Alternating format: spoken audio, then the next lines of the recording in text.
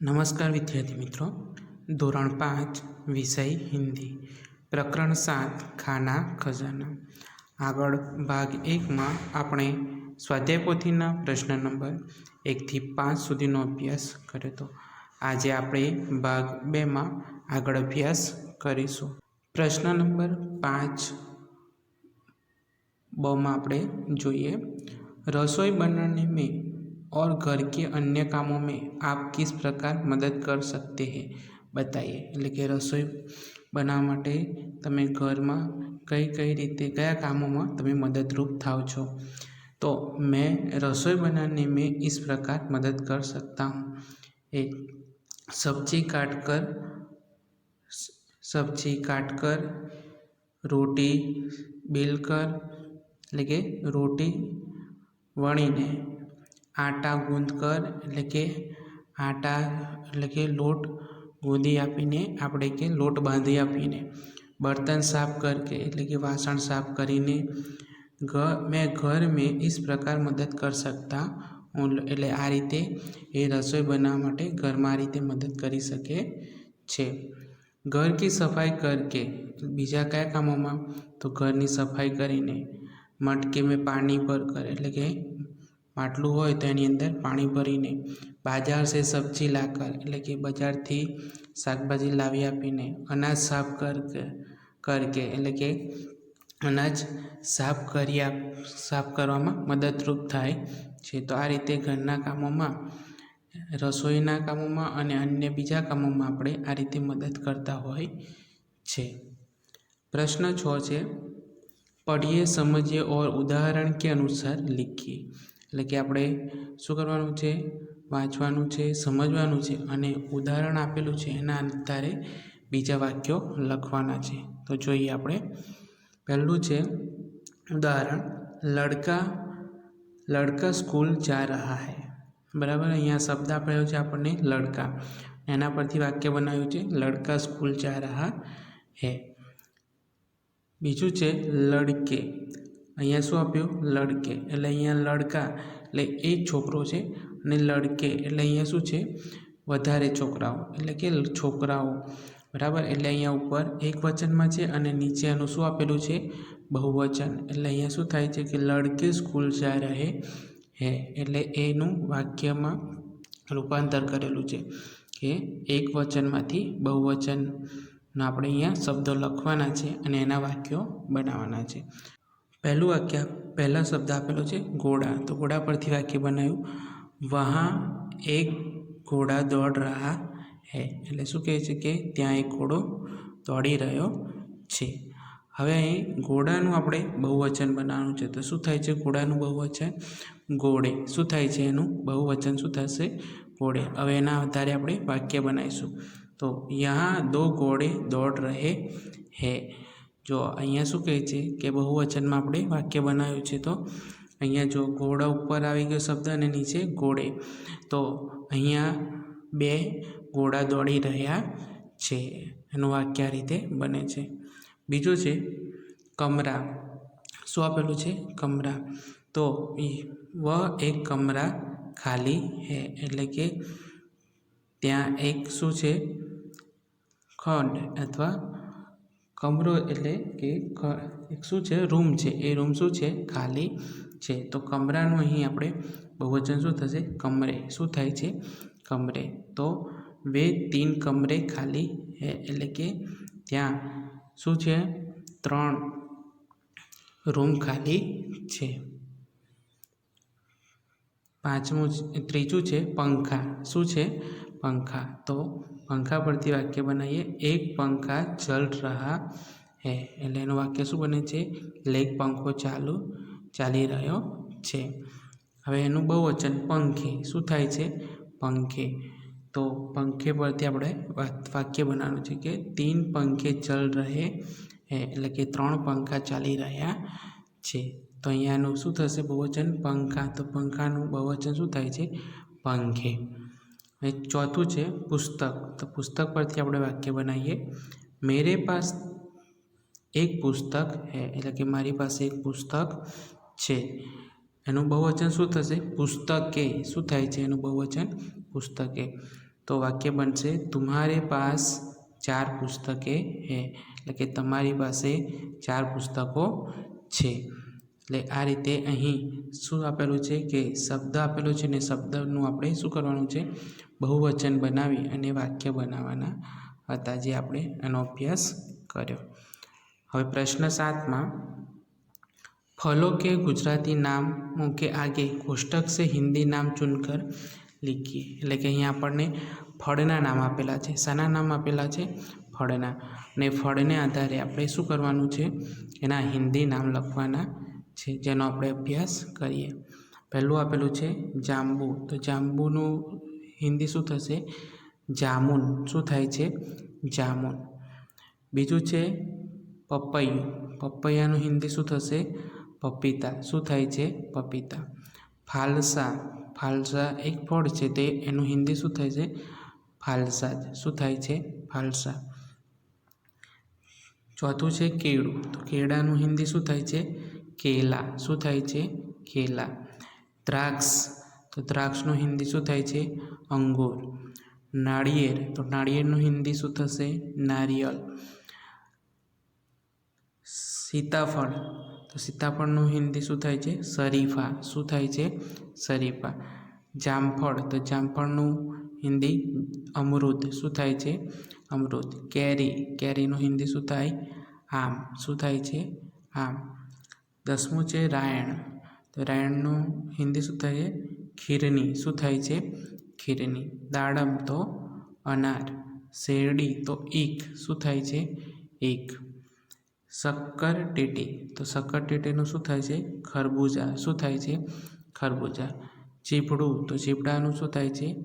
આર્યા। શું થાય છે? આર્યા। તરબૂચ, તો શું થાય છે? અહીંયા તરબૂચ। અહીંયા ધ્યાન રાખવાનું છે કે જો અહીંયા તરબૂચ છે ગુજરાતીમાં, હિન્દીમાં શું આવે છે? પાછળ જ આવે છે। તરબૂચ, આ પાછળ શું આવશે? જ, અને અહીંયા શું આવે છે? જ આવે છે। તો આ ધ્યાન રાખવાનું છે। તો આ રીતે આપણે શું કરવાના છે? ફળોના નામ લખી અને તૈયાર કરવાના છે। તો આ ફળોના નામ આપણે કેટલી વાર લખવાના રહેશે? 2 વાર લખીને તૈયાર કરવાના છે તમારે। હવે પ્રશ્ન 8 શું છે? પ્રશ્ન 8 सब्जी के गुजराती नामों के आगे कोष्टक से हिंदी नाम चुनकर लिखिए। આપણે પહેલાં ફળના નામ આપેલા, હવે અહીંયા શું આપેલું છે? શાકભાજીના નામ। શાના આપેલા છે? શાકભાજીના નામ। તો એ શાકભાજીના નામ આપણે જોઈએ। તો રીંગણ, તો રીંગણનું હિન્દી શું થાય છે? અહીંયા બેંગન। શું થશે? બેંગન। કોળું, તો કોળુંનું હિન્દી શું થાય? કદ્દુ। શું થાય છે? કદ્દુ। ફુલેવર, તો ફુલેવરનું શું થાય છે? ફૂલગોબી। શું થાય છે? ફૂલગોબી। ટમેટું, તો ટમેટાનું હિન્દી શું થશે? ટમાટર। તોરિયું, તો તોરિયાનું હિન્દી શું થાય છે? તુરઈ। શું થાય છે? તુરઈ। આદુ, તો આદુનું હિન્દી શું થાય છે? અદરક। શું થશે? અદરક। હવે રતાળું, તો રતાળાનું હિન્દી શું થાય છે? રતાલું। શું થાય છે? રતાલું। કારેલું, તો કારેલાનું હિન્દી શું થાય છે? કરેલા। શું થશે? કરેલા। કોબીજ, તો કોબીજનું શું થશે? બંધકોબી। શું થશે? બંધકોબી। 10મું છે ભીંડો, તો ભીંડાનું હિન્દી શું થાય છે? ભીંડી। શું થાય છે? ભીંડી। મૂળો, તો મૂળાનું હિન્દી શું થશે? મૂલી। શું થશે? મૂલી। શક્કરિયું, તો શક્કરિયાને હિન્દીમાં શું કહેવાય? શક્કરકંદ। શું કહેવામાં આવે છે? શક્કરકંદ। ગિલોડું, તો ગિલોડાને શું કહેવાય છે? કુંદરું। શું કહેવામાં આવે છે? કુંદરું। દૂધી, તો લૌકી। શું થાય છે એનું હિન્દી? લૌકી। ડુંગળી, તો ડુંગળીનું હિન્દી શું થશે? પ્યાજ। શું થાય છે? પ્યાજ। સુરણ, તો સુરણનું હિન્દી શું થશે? જમીકંદ। શું થાય છે? જમીકંદ, અથવા એને સુરણ પણ કહેવામાં આવે છે। ટિંડોળું, ટિંડોરું, તો એનું શું થાય છે? ચચરીડા। શું થાય છે એનું હિન્દી? ચચરીડા। બટાકો, તો બટાકાનું હિન્દી શું થશે? આલુ। શું કહેવામાં આવે છે એને? આલુ કહેવામાં આવે છે। તો આ શબ્દો, શાકભાજીના શબ્દો પણ આપણે 2 વાર લખી અને તૈયાર કરવાના છે। પ્રશ્ન નંબર 9 આપેલું છે, એમાં बर्तनों के गुजराती नामों के आगे कोष्टक में से हिंदी नाम चुनकर लिखिए। એટલે કે આપણે અહીંયા શું છે વાસણોના નામ આપેલા છે ગુજરાતીમાં ના હિન્દી નામ આપણે અહીંયા લખવાના છે। તો જોઈએ આપણે પહેલું સાણસી। તો સાણસીને આપણે હિન્દીમાં શું કહેવામાં આવે છે? સડસી। શું કહેવામાં આવે છે? સડસી। બીજું છે કડાઈ। કડાઈને હિન્દીમાં શું કહેવામાં આવે છે? કડાહી। શું બોલાય છે? કડાહી। અહીંયા ઈ છે છેલ્લે અને અહીંયા આપણે શું આવે છે? ही आवे छे। શું આવે છે? ही आवे छे। कड़छो શું છે? कड़छो। तो कड़छाने हिंदीમાં શું કહેવામાં આવે છે? कलछुम। શું કહેવામાં આવે છે? कलछुम। શું કહેવામાં આવે છે? कलछुम। वेलण। वेलणને હિન્દીમાં શું કહેવામાં આવે છે? बेलण। શું કહેવામાં આવે છે? बेलण। ચીપિયો। તો ચીપિયાને હિન્દીમાં શું કહેવામાં આવે છે? चिमटा। શું કહે છે? चिमटा। बरणी। तो बरणी ने जार। शू कहेवामां आवे छे? जार। आडणी। तो आडणी ने चौका। शू कहे छे? चौका। तपेली। तो तपेली ने शू कहेवामां आवे छे? पतीली। शू कहेवामां आवे छे? पतीली। मसालियो। तो मसालियो से शू कहेवाय छे? मसालादान। शू कहेवामां आवे छे? मसालादान। पछी छे अहींया भातियो। तो भातियाने शुं कहेवामां आवे छे? करछी। शुं कहेवामां आवे छे?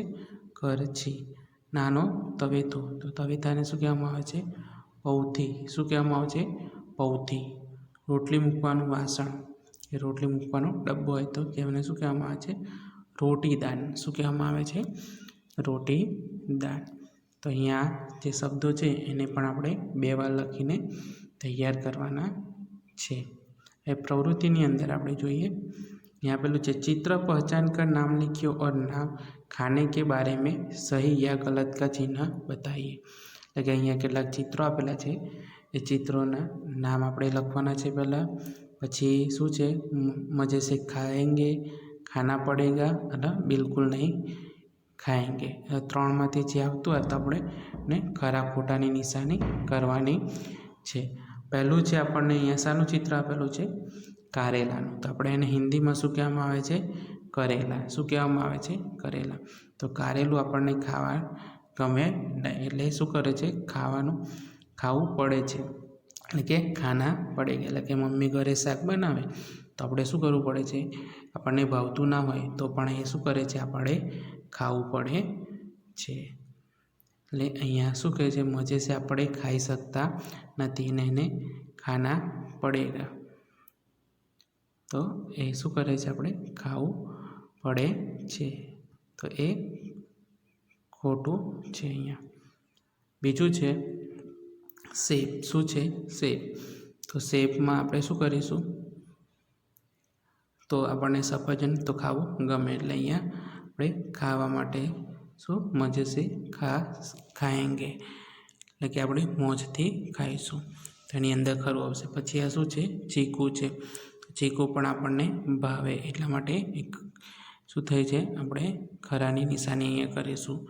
જલેબી છે। તો જલેબી પણ આપણને ભાવે છે બરાબર, ખાવી પસંદ છે એટલા માટે અહીંયા ખરાની નિશાની કરું છું। આઈસ્ક્રીમ પણ આપણને શું કરે છે? પસંદ હોય છે એટલા માટે અહીંયા આપણે ખરાની નિશાની કરીશું બરાબર। તો આ રીતે આપણે અહીંયા શું કરવાનું છે? ચિત્રમાં યોગ્ય ખાનામાં ખરા ખોટાની નિશાની करवानी छे। तो विद्यार्थी मित्रों आज આપણે અહીં સુધી અભ્યાસ કરીશું। आभार।